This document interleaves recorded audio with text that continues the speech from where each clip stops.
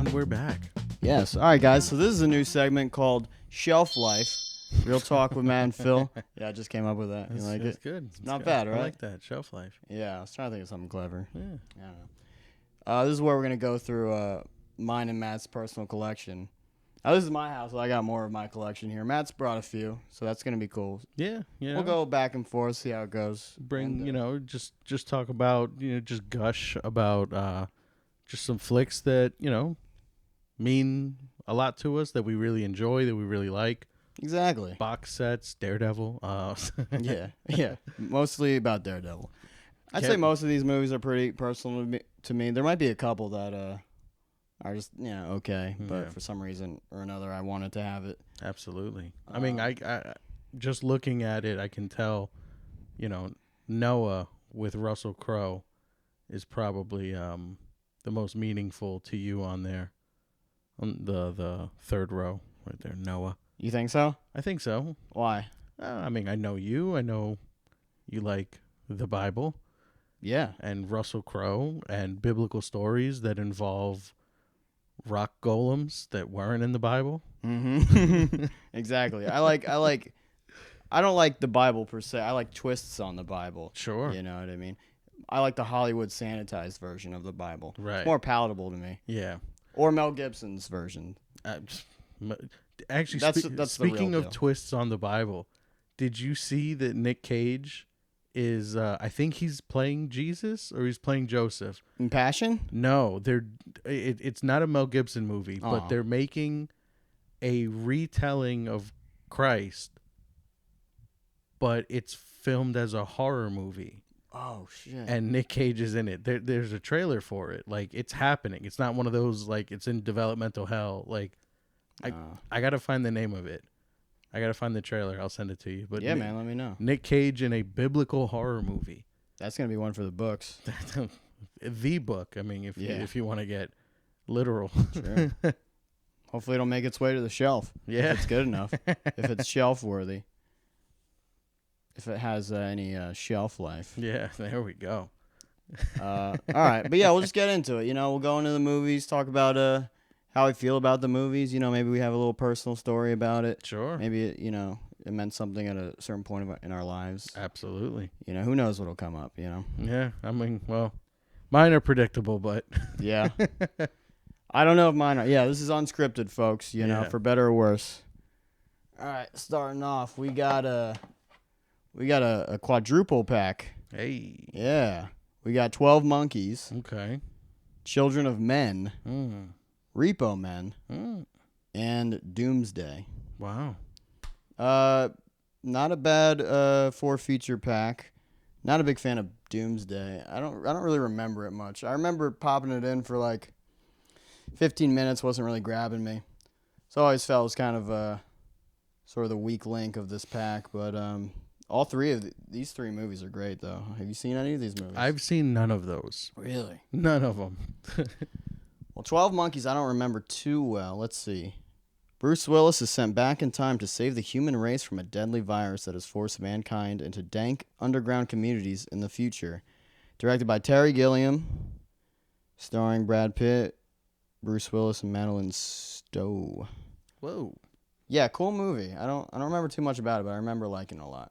Now, Children of Men, that's a cool movie. That's a sort of post-apocalyptic, well, maybe just apocalyptic, technically, film about all the women in the world are all of a sudden barren.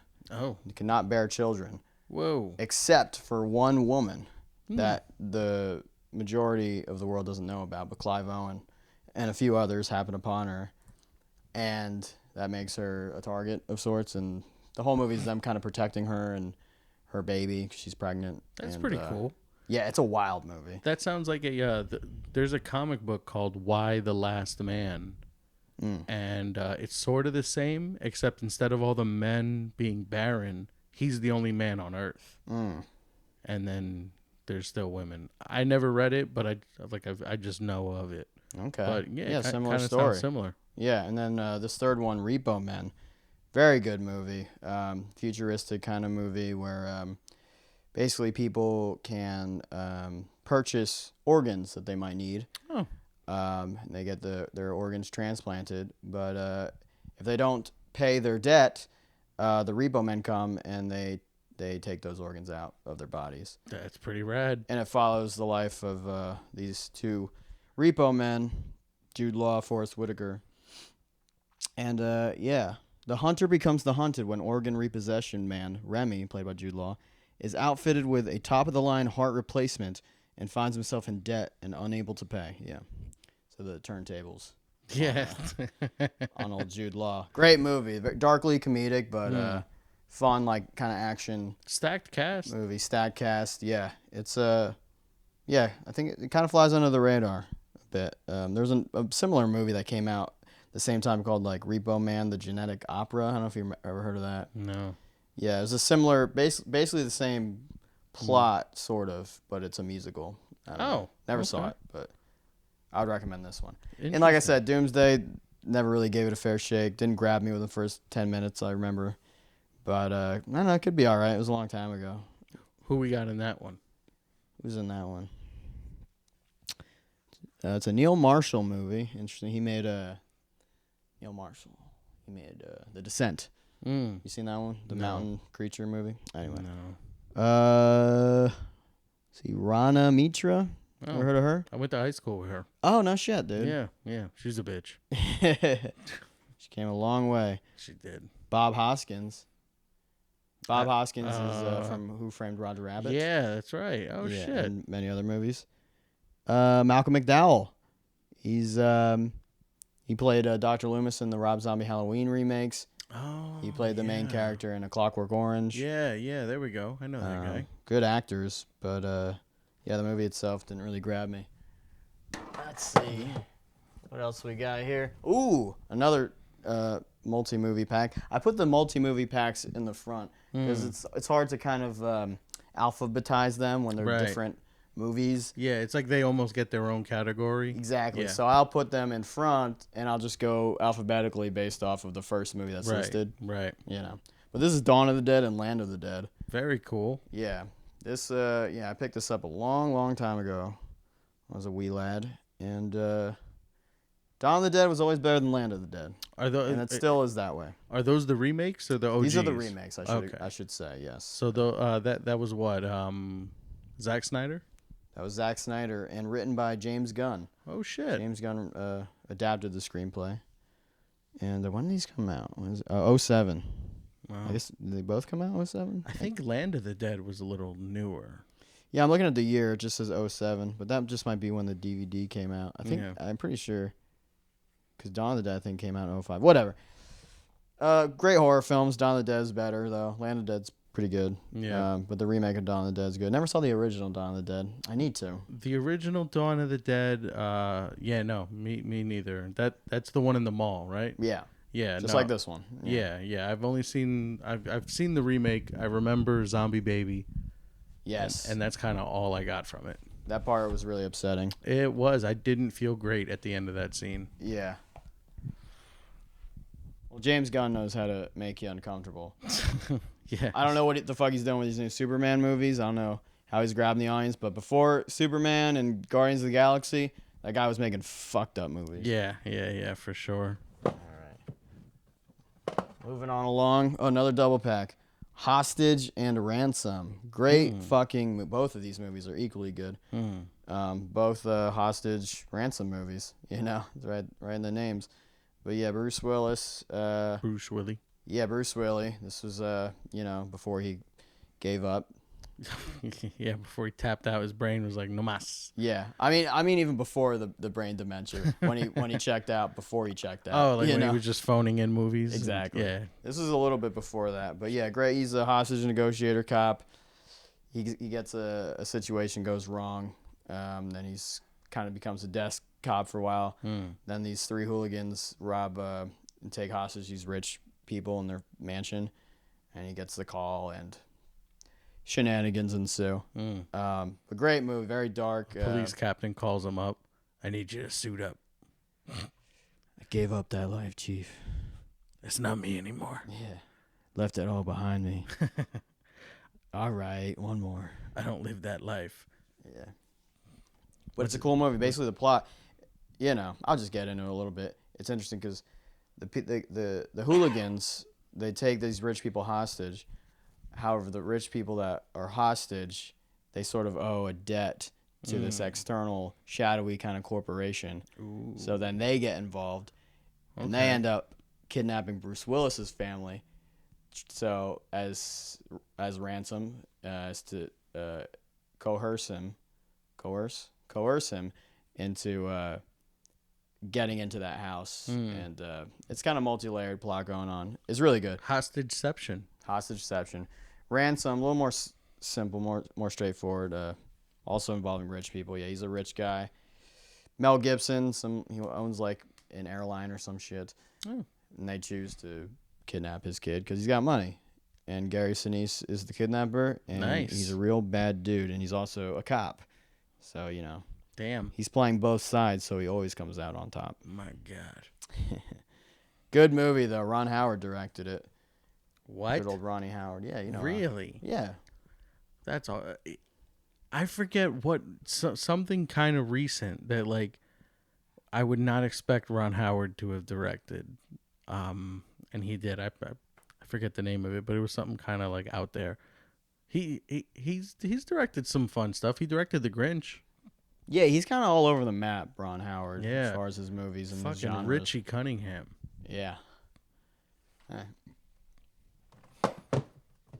Moving along. Oh, this is a personal favorite of mine. This is a dark Nick Cage movie. 8mm. I've never seen that one. Wow. Yeah. So basically, yeah, I won't read it. I'll just tell you.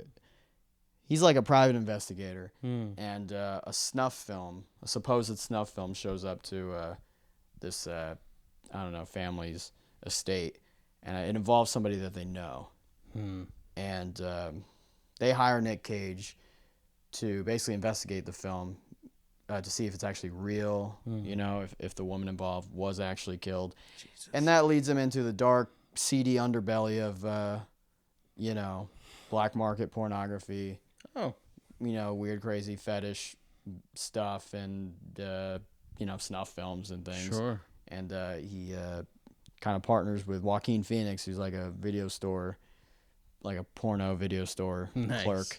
And he kind of knows about that world, so he kind of brings him to it. It's a very dark movie, very intense, though, like almost like horror level, like really intensity sometimes, especially towards the end, where he's trying to, like, find this certain protagonist. And I highly recommend it. And you're a big Nicolas Cage fan, and this is one of his best. Great performance.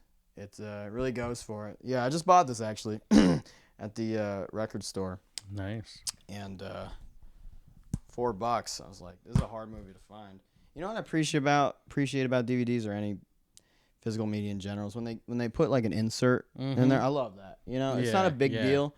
You don't need to do it, but it's nice when you have it. Yeah, yeah. Because these days they have nothing in there. Nothing. They have these little clips, but they'll have nothing inserted. It's like, what a waste. Yeah, yeah. And this even, look at this. A lot of times these insert, they'll just give you like a scene index, is what they do. Yep. But this goes a little further. It gives you a little like a backstory about like the behind the scenes of the film. That's pretty rad. Yeah, I dig that. You know, it's a nice little addition. Makes it feel more complete. Yeah. You gotta love that, you know. Little goodies with your physical media. Love it. Exactly. This is Backdoor Sluts 9. This actually shouldn't be in this collection. But what's good about this one is you don't have to have seen the first 8 to understand the plot. So, but yeah, this actually shouldn't be here. An American Werewolf in London. You ever see this one? I have. Yep. I'm glad you have. Thank God you have. Yeah. Maybe my favorite werewolf movie. Not that I've seen a ton. It's a good one. Yeah. Yeah. I mean, groundbreaking. Sure. Special effects. Those werewolf transformation scenes. Holy shit. Insane. Yeah. Did you see the fun half a remake, American Werewolf in Paris? In Paris? Yeah, when I was real young, and I remember loving it. Yeah. But I don't remember it too much. Same. I remember it being very goofy, but it was kind of the similar plot. Like the friend dies and shows up throughout the movie, and then the werewolf. It's just they just changed different things like the location, and then the Paris one was a little bit more campier. Like this one's a straight up horror movie. Yeah, It's great. No, there's definitely comedy in there for sure, but the horror is horror. Yeah, It goes there. Those transformation scenes are painful, dude. to watch, but they're so well done. Mm-hmm. No werewolf transformation scene has ever topped this one. Absolutely. But this is a classic. This is a must watch for any horror fan, any just general movie fan. Yeah. John Landis, great director. And it's one of those things where like the werewolf is barely in the movie. Right. It's it's sort of like the original Alien. The original Alien, I think, is only in that movie for like 12 minutes or something, not even. Right. So it's cool because it still manages to invoke fear, even though the thing is barely in the movie. True. It's very cool. It's very, very, very cool. Yeah. Yeah. Classic. Rick Baker, he did the special effects and the makeup. Yep. They don't even list his fucking name in the credits. What a goddamn shame. Cowards. Yeah. Fucking, yeah. Anyway. You want to go, Matt? You want to present something? Yeah, sure. I brought a few things from my collection. I got the original 3 Indiana Jones DVD thing. Classics. I watched these. I was in my 20s. I didn't grow up with these movies. They were all out when I was growing up, but I never had the opportunity. Never watched them. My mom is a huge fan. So she actually bought this for herself. Nice. And then I kind of commandeered it, and I watched them in my 20s. I'm like, I've always been a fan of this genre, like the treasure hunting kind of action adventure, historical kind of stuff. It's just really rad. I love these movies. They're fun. I love the new ones. Really? Yeah. Kingdom of the Crystal Skull. I loved that until the ending. I thought the ending was stupid with the alien. Mm-hmm. But the one that James Mangold just directed, the one that came out like a year or two ago, loved it.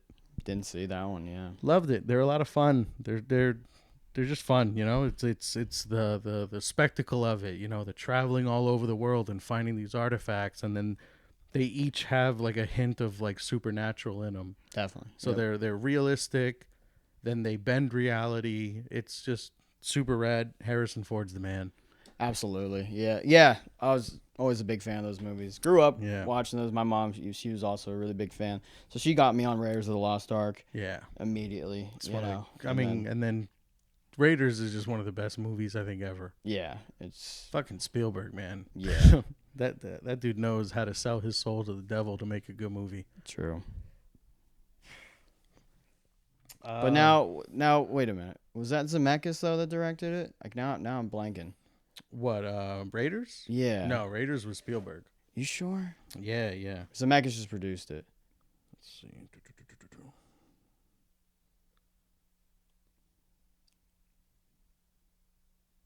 Yeah, directed by Steven Spielberg. Did he do all of them? All 3 of them? Spielberg, directed by Spielberg. Directed by Spielberg. Yep. I'm a fucking idiot. Him and George Lucas teamed up with these. George Lucas, I think, helped write it and produced it. They were like buddies. Right. I know Zemeckis was involved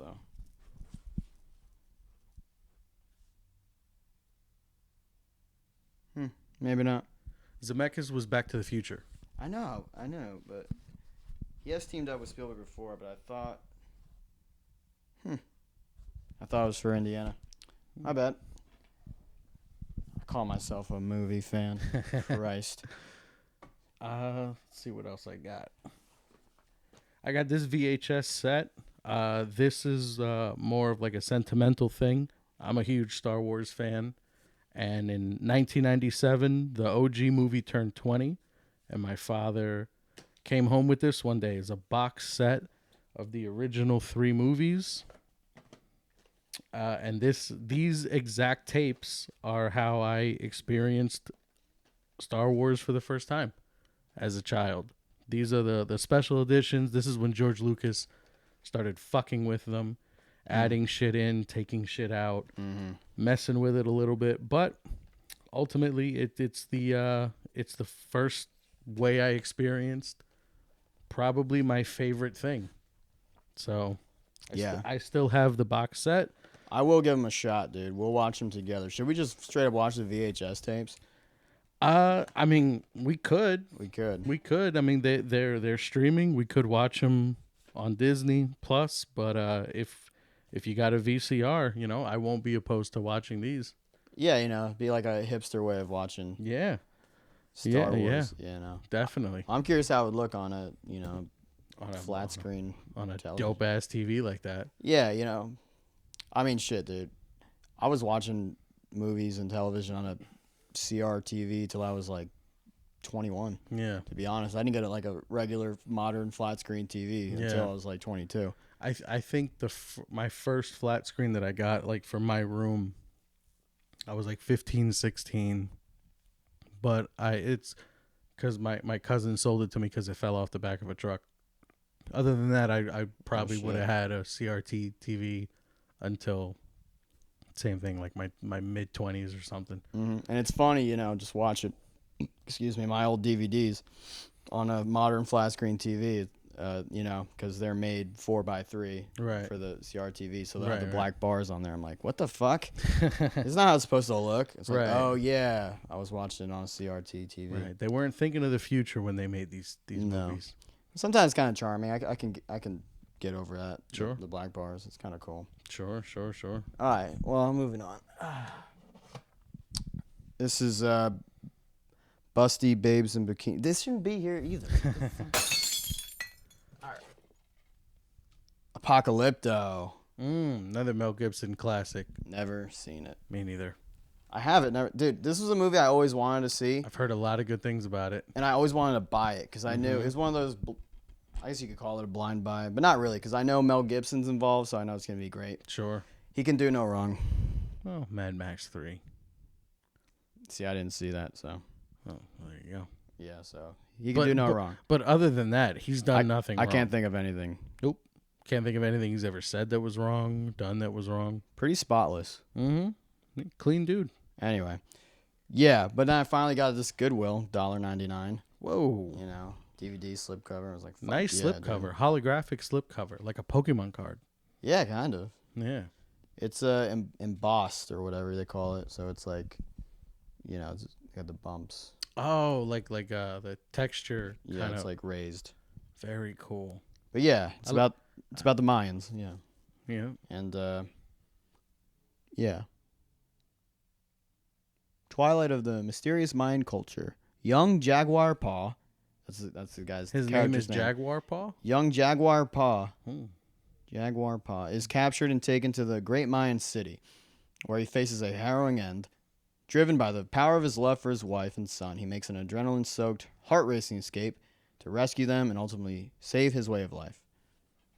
Yeah, I gotta watch. It's just one of those movies, it's like, all right, Mayans, subtitles. It's gonna be a whole thing. Yeah. I gotta strap in. Yeah. But I hear nothing but good things about this movie. Same. I hear it's his best movie, even. Better than The Passion? Yeah, that's crazy. No I way. don't know. No way. Arkansas. Kind of under the radar, sort of indie, Coen Brothers inspired flick. Kind of like, small time crooks get way in over their head type movie. What are they gonna do next? Yeah, Vince Vaughn's in it. Clark Duke. You know Clark Duke? I don't think He's so. the young guy from Hot Tub Time Machine. Oh, the glasses. What? Yeah, he wrote and did he write it? He directed it and Really? co-wrote it with Andrew Boone Krong. Wow. Yeah, it's like a legit thriller kind of drama with some comedy in it. Really? And yeah, that's like finding out that Danny McBride wrote the new Halloween movies. Right. Like funny people are pretty fucked up. Well, those movies are pretty fucking goofy. Yeah. To be honest, and intentionally and sort of unintentionally so. Yeah. I love those movies, but we'll get into that. But yeah, what's it about? Arkansas-based drug kingpin named Frog, Vince Vaughn, and these park rangers, these two guys posing as park rangers, operate as low-level drug couriers by night under the watchful eye of frogs proxies. I'm not gonna get into it, but it's a whole thing. It's a long fucking paragraph. But yeah, A lot of words. small time like drug crooks. I don't know, get into shenanigans. That's all you need to know. Fun movie, very well made. Bad Boys 2. The better of the two. Bad Boys Year. I agree. The best Bad Boys of all.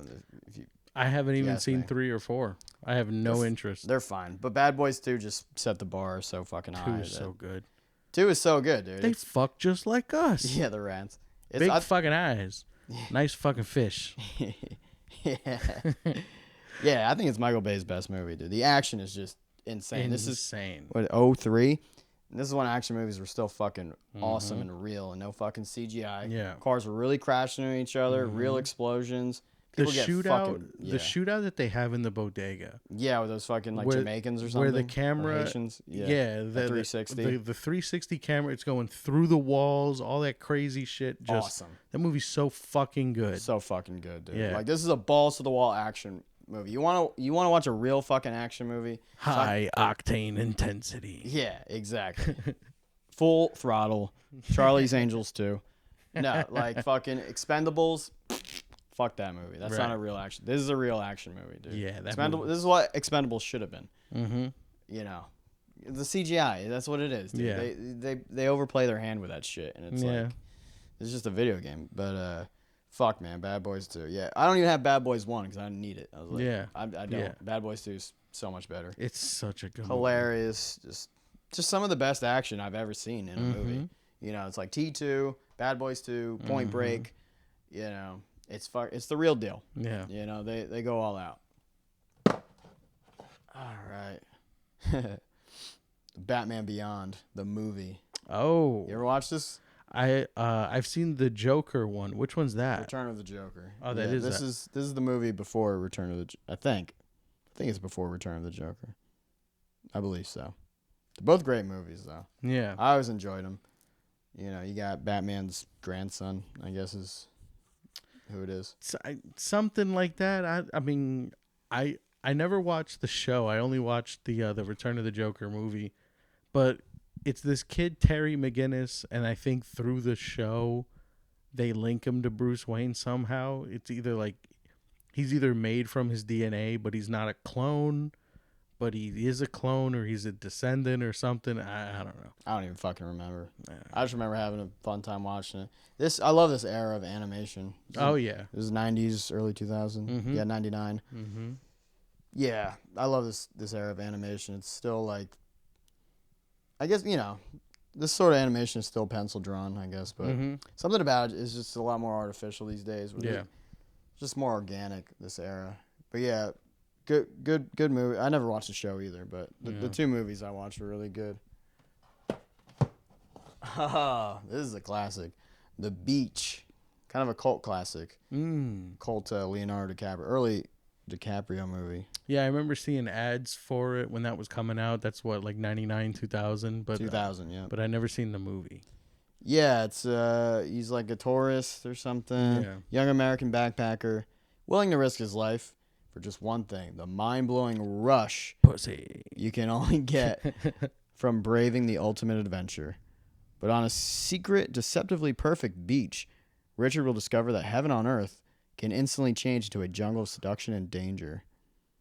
Yeah, so that sums it up pretty good. Yeah, good movie. Weird kind of, I guess adventure drama, I'd call it. Sort of a thriller. Leo kind of goes all out in this movie. Like, there are some scenes where it's like, all right, Leo, dial it back a little bit. Really? He's doing that screamy Leo thing he does, but he hadn't harnessed it yet. It was a little much. But he's still good in it. It's just, I don't know.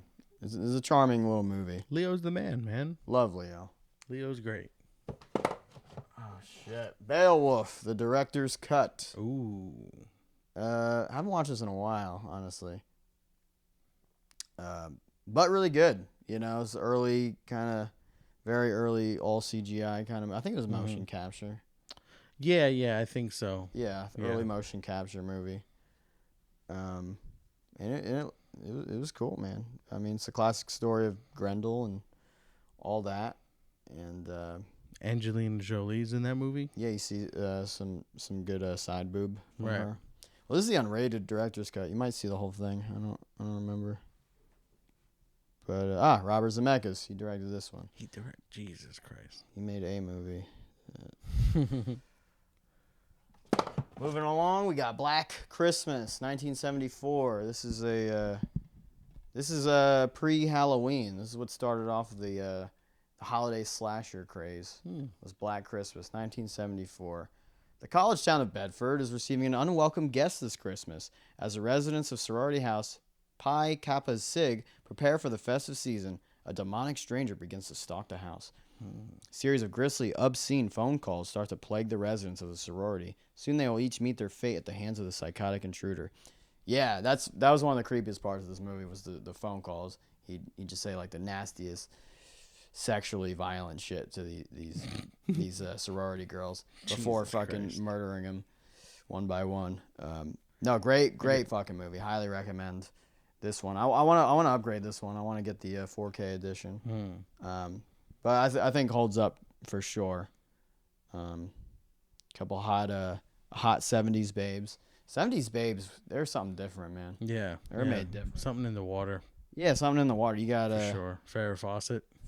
exactly. That type, you know. Margot Kidder, she was Lois Lane with the Christopher Reeve Superman. Oh, okay. I always thought she was very pretty. Yeah, for sure. Yeah, good classic old horror flick. Kind of a cult classic, I guess. Blue Valentine. I love this movie. I've only seen this movie once, maybe twice, because it's a heavy movie. It's a heavy. I would not call it I guess you could call it a romance drama, but it's more of the dark side of romance. Yeah. That's another one I've heard of, and I've definitely heard that it's a fucked up movie. Yeah, it's like the anti-romance movie. Yeah, I mean, it's just two people in a very toxic relationship, and you kind of Hot. Yeah, you kind of just go about their life. It's like a day or two Sure. or three in their life, and kind of goes through their whole evolution of their relationship when they met, and yeah, that's all I can really say about it. But yeah, pretty dark movie, but very good, very absorbing drama, pretty provocative. Ryan, what is fucking Gosling? Holy shit, I almost said Ryan Reynolds. Ryan Gosling. The better Ryan, I think. Right. He's the man. Bringing Out the Dead. Another dark Nick Cage movie. classic that you need to see. This is a Scorsese movie from 90... Where does he find the time to make all these fucking movies? Dude, he just makes movies. Nick He just Cage shits and out Scorsese. movies. Yeah, he just shits out masterpieces left and right. 99. This movie is just like a day in the life of a paramedic in like 90s New York. Like, where things were fucking grimy as shit. I mean, they still kind of are, I guess. And that's really kind of it. There's no real major plot. It's just like a night or two in his life and all the crazy characters he meets along the way and a girl that he's trying to kind of pull out of her slump, so to speak. Yeah. He goes to Captain Save-A-Ho. Captain Savo, exactly. Yeah. And it's a very almost like fever dreamy kind of movie. You know, Scorsese and his editor Thelma Schoonmaker and this particular cinematographer Robert Richardson, they have a way. They've made many movies together. They have a way of making sort of dreamy, surreal movies. Like you've seen Shutter Island, right? Sure. Yeah. It's a very similar vibe to Shutter Island. Very similar look. Very like heavy, like hard lights illuminating subjects, you know, and very kind of sort of trippy kind of atmosphere. And that's kind of what this movie is, because the whole movie he's basically an insomniac with his job. You know, he doesn't sleep, so he's constantly having soft hallucinations and things like that. Very good movie, though. Very good movie. Highly recommend. Casino. Classic Scorsese. You Jew motherfucker, you. Yeah, you Jew. Yeah, people always say, like, oh, Goodfellas or Casino. What's your favorite? You watch them back to back. You just enjoy them both. You just enjoy them both for what they are. You know? I mean, not everything's a competition. Well, Goodfellas is probably the right answer. Right? I was just going to say, Goodfellas is the right answer. You know, some people like Casino more. You know, speaking of Goodfellas, I saw something really funny on the internet. Somebody bought one of those windshield covers, you know, the ones that, like, block out the sun. and like for the summertime, so the inside of your car doesn't get hot if you leave it parked, like you go to work or whatever. But the image on it is at the end of the movie, Ray Liotta. He's looking out for the helicopter. Looking up at the helicopter. I just saw that. Yeah, that's fucking hilarious. That shit's funny. That shit's very funny. Yeah. I always preferred Goodfellas. Yeah. Personally, because I mean, it's like you said, you Jew motherfucker. Like Casino's Jew, Goodfellas is Italian. Right. I just jive more with Italians. Two different kind of mobs, but you know, Yeah. I like pizza more than I like, I don't know, fucking locks. So yeah, exactly. you got to go with Goodfellas. I agree. Yeah. I like to absorb that Italian culture. Yeah. It's very it's cool. I that's why I always gravitated toward Goodfellas. You get that culture, you get that kind of Italian kind of warmth Sure. to it, you know. Which I always appreciate. Goodfellas is a little colder. A little bit of a colder movie. Yeah. Always fought. But it's a great movie. It's a brutal fucking movie. Funny like how? Funny like how? Like I'm a clown, I amuse you. I make you laugh? Yeah. How do I make you laugh? Spider, that cast in your foot is bigger than your fucking head. Now go home and get your fucking shine box. Motherfucking mutt. You fucking piece of shit. I quote that whole movie. That's funny. Casino, I can't. But it's a great movie. You know what it is? It's Sharon Stone's character. She is such a fucking gold-digging cunt in that whole movie. Yep. I mean, that's how it is. That's her character. She's killing it. She's playing to a T. But it's hard to watch over and over. You know, Karen from Goodfellas. Karen. I could put up with that bitch a little bit more than Dr. Amalfi. Yeah, what's her name? Sopranos. Ginger. Yeah, exactly. Yeah. The Casino, you know, is a classic. It's fucking brutal, though. The scene where they take Joe Pesci to the fucking cornfield and beat the fuck out of him with baseball bats. Yeah. It's brutal. He has it coming, but yeah, it's fucking brutal. Anyway, Casino, classic. I'm just moving on along. The Cell. I don't remember shit about this movie except that it's trippy as fuck and it stars J-Lo and Vince Vaughn. Basically, like Vince Vaughn's in that. That's funny. Vince Vaughn, yeah, they're two like FBI agents, and yeah, serial killer Vincent D'Onofrio. Oh, Private Pile. Yes, falls into a coma before his last victim can be found. Child therapist. That's what. Jennifer Lopez. She must use an experimental treatment to enter his mind and learn his secrets before it's too late. The visually haunting world threatens her very existence when she becomes trapped by the terror inside. She becomes like trapped in his mind. And then Vince Vaughn must rescue her from the killer's nightmarish mind before it's too late. Sounds pretty rad. It's pretty late. Yeah, I picked this up at a thrift store as well. A lot of these fucking movies I just got for a few bucks at the thrift store. I'm like, fuck it.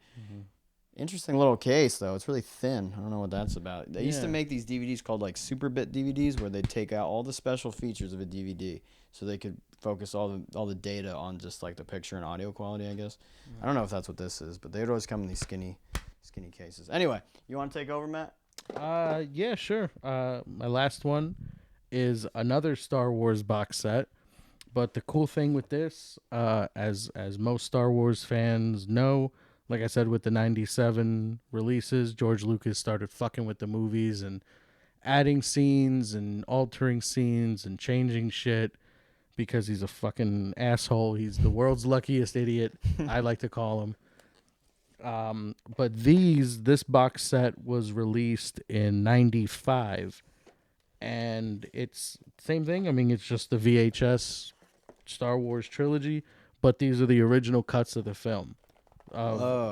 So, you know, most Star Wars fans, I guess around my age, are more familiar with these versions on, because every release would be these, and every release also had even more shit fucked with it. Like when they did it on DVD, he fucked with them more. With the Blu-rays, he fucked with them more. And then he sold it to Disney, and now Disney fucks with it or whatever. But these are like footage taken in and out. Or just like altered, or just like for example, at the end of Return of the Jedi, you know, there's a scene where Luke, like they're having a party. The Empire's been defeated for the second time in, you know, these movies, and the Force ghosts of Obi-Wan, Yoda, and Anakin show up.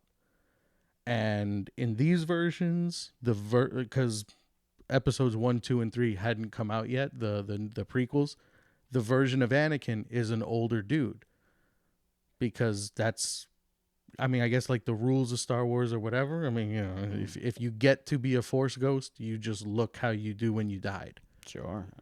That's neat. Episodes 1, 2, and 3 come out, and George Lucas then for the Blu-rays and I think the DVDs goes back to Return of the Jedi and changes it so that Luke sees Obi-Wan, Yoda, and then Hayden Christensen as Anakin. And it's like something stupid like that is like, you don't have to hold their hand to tell them this is Anakin. Like, that is fucking stupid.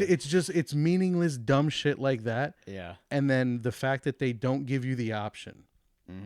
You want to put the edited versions on a Blu-ray? No problem. Give me a button where I can just watch the original. I hear you. Yeah. That's it. So I don't have to spend dumb money buying VHS fucking box sets on original versions of these dumb fucking 40-year-old, 50-year-old movies. Like, how much do you pay for that? This, so I found this cheap. Nice. This popped up on my Facebook Marketplace for like $50. No, I'm sorry. It popped up for like maybe $70. And I didn't pull the trigger because the one that I saw, like the box looked a little fucked up. I said, let me just, I'd never seen this box set before, didn't know it existed. So I said, let me eBay it. Because now that I know it exists, I saw what year it came out. I'm intrigued. I'm a fan. I'm like, this would be a cool thing to own. Found it on eBay for $50 shipped. And in good condition. It's 30 years old. And, it's cool. Right on. It's the original versions of my favorite fucking thing. That's all. So those are the VHSs we should be watching when you Sure. Yeah. Right. These would be the originals. I got to dig out my tape player from the attic. Yeah, and it's cool. It comes with a fourth VHS, which is a documentary. Now, I'm sorry. Is that the only way to watch the original cuts? I mean, if you have a Laserdisc player. They don't have DVDs or Blu-rays? They do, but those are all edited. Mm-hmm. They don't have the OGs. No. The OGs, that's crazy. After this box set came out, every release has been these versions or more edited. That's crazy. The original cuts have never been released. Because Lucas is an asshole. Yeah. That's exactly it. No, these are the new cuts. You're not watching any. Yeah, that's exactly it. His whole thing has been like, well, the reason I changed it is because that's been my true vision. Mm-hmm. So anytime they come out, he would want to release them his true vision. And then he sold, the property to Disney, and then I don't know who owns. I would assume it's Disney because they bought Lucasfilm. They didn't buy Star Wars. They bought the production company. So they probably own those original archives. Right. So if they so choose to release it, cool. But they haven't as of yet. And they bought Lucasfilm, I want to say, in 2015 or 16. Because episode 7 was the first Disney-made Star Wars movie that came out in 7. No. That came out in 15. So they actually bought Lucasfilm earlier than 2015, probably 13 or 14. So they've owned it for about 10 years. Okay. And haven't done dick with it. Mm-hmm. So that's why assholes like me got to buy VHS box sets. That's a beautiful box set. It is. It's fucking nice. That is premium. It's pretty rad. Mm-hmm. It's pretty rad. Man. And the contents are dope. And, if you're a fan, it's just a cool thing to have. And yeah, we're definitely going to watch those tapes for sure. If you're down. Unless you're touchy about it. No, it's a collector's item. We can't watch them. I don't give a fuck. I don't need an excuse to watch Star Wars. I watch Star Wars on anything. I watch it on a fucking Etch-a-Sketch. I don't give a shit. That's what I like to hear. Yeah, speaking of like edited versions of movies and versus like original copies, I just found out recently Terminator 2 had a director's cut. No way. Yeah. Didn't know that. But it's available, I believe, on Blu-ray and DVD. But cool. 4K has become a thing. It's kind of a niche thing, but 4K is a thing, and it's kind of a big deal in the community, the 4K community, when like an older kind of classic movie comes to 4K. It's like, oh shit, this is the best quality version of this movie. I want to watch it, and they did it, but they didn't include the director's cut, and people were like, fuck this, don't waste your money on it. But I don't know how much better the director's cut is. I don't think I've ever seen it. I don't know how different it is. I mean, just the idea, just thinking, could Terminator 2 possibly get any better? Like, Yeah, right. I'm very intrigued by that. Well, James Cameron, I believe he'd said when they released these new 4K cuts, he was saying, well, really the theatrical cut is the definitive cut, he said, but for whatever reason he made a director's cut just because. I don't know. Just I don't know. I mean, I guess I get what he's saying, because somebody like James Cameron probably has a lot of say in the edit. I mean, as I'm sure most directors do. The studio kind of takes the footage and fucks with it. Sure. Yeah. Like I know a popular story of that is David Ayer with the first Suicide Squad movie. Right. The amount of content that he filmed, and I guess he didn't have a say in the cut. Because to this day he says the studio took all the footage and they put that movie together. Mm-hmm. But somebody like James Cameron, you would assume he has enough stain in the game to have a say. Yes, a person like him with that sort of cachet. Yeah. Or Tarantino. So I get what he's saying when he's like, the version that came out is the definitive because he was probably there to mold it. Yeah, he might have just put in some few minutes just for home release, just for the fuck of it. Maybe spend an extra few dollars on it. I don't know. Couldn't tell you. Yeah. But I would definitely watch a director's cut of T2. Yeah, dude. For sure. That's another one I have to add to my collection. For whatever reason, I don't own any Terminator movie. Oh, my God. I know, it's weird. But I've seen Terminator 2 many times. And the first Terminator I saw when I was like 5 or 6, and it was fucking terrifying. Really? That movie is a straight up horror movie. It absolutely he's just going around. It's a slasher. He's just going around fucking murdering people one by one. And he's fucking scary. I remember being terrified as a kid watching it at my grandmom's house. I watched those movies out of order. I watched T2 when I was like 5 or 6. And then I didn't watch Terminator until I was in high school. So, yeah. I mean, I was talking to a friend a while ago about that one scene in Terminator 2 where it's revealed that he's the hero.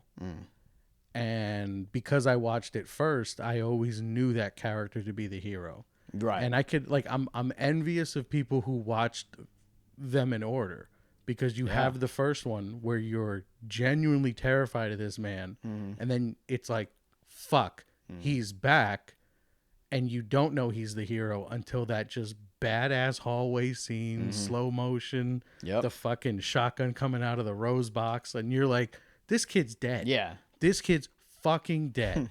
And then he just starts plugging that and it's like, I'm so envious of people who got that reveal. That was me, dude. That was me. I remember watching it as like a 5-6-year-old. My grandma, so she loved Terminator. She had like the hots for Schwarzenegger. Right. So she just had that playing for like a 5-year-old to watch. Pretty crazy, but whatever, dude. But I was terrified. I remember like hiding behind the couch from fucking Schwarzenegger. I'm like, holy shit.